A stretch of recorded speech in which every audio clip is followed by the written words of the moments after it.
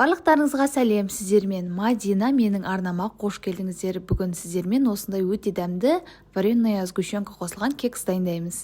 Таза құрғақ ыдысымызға бір ғана жұмыртқамызды жарып аламыз. Оның үстінен осындай кесемен бір кесе толтырмай құмшекерімізді қосып алып, жақсылап араластырамыз.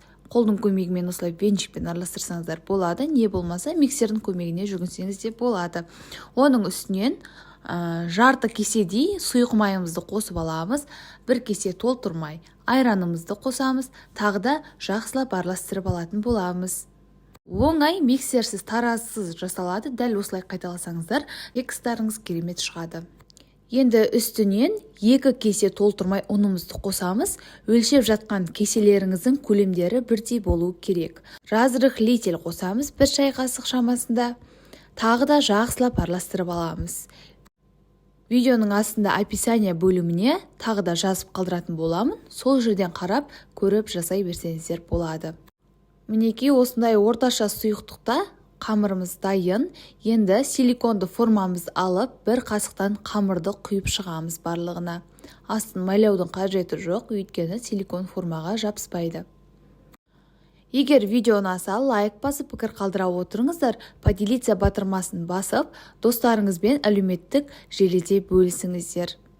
Өте оңай жасалады, бір жасағаннан шығатын дәмді, нәзік кекстар.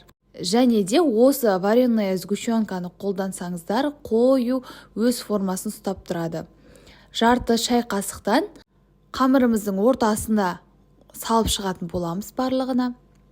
Осы вареная сгущенканы скрин жасап қолданыңыздар, өте қою өз формасын ұстайтын дәмі керемет сгущенка.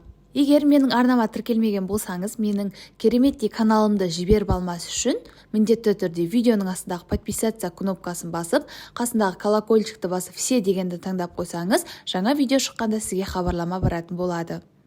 Енді вареная сгущенкамыздың үстінен жарты қасықтай қамырымызды құйып шығатын боламыз. Вареная сгущенкамызды жауып тұратындай болуы қажет. Дәл осы кезде пешімізді алдын ала 180 градусқа қыздырып қоямыз. Қызып тұрған пешке салып, 25-35 минут аралығында осылай қызарғанша пісіріп алатын боламыз. Осымен біздің өте дәмді, тез дайын болатын кекстарымыз дайын. Міндетті түрде осы рецепт бойынша жасап көріңіздер. Жұмсақ болып шығады. Оңай 15 минутта дайын болатын кекстің түрі.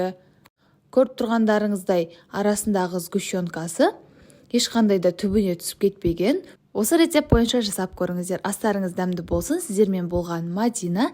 Тіркелмеген болсаңыз, міндетті түрде тіркеліп алыңыз. Келесі видеода кездескенше.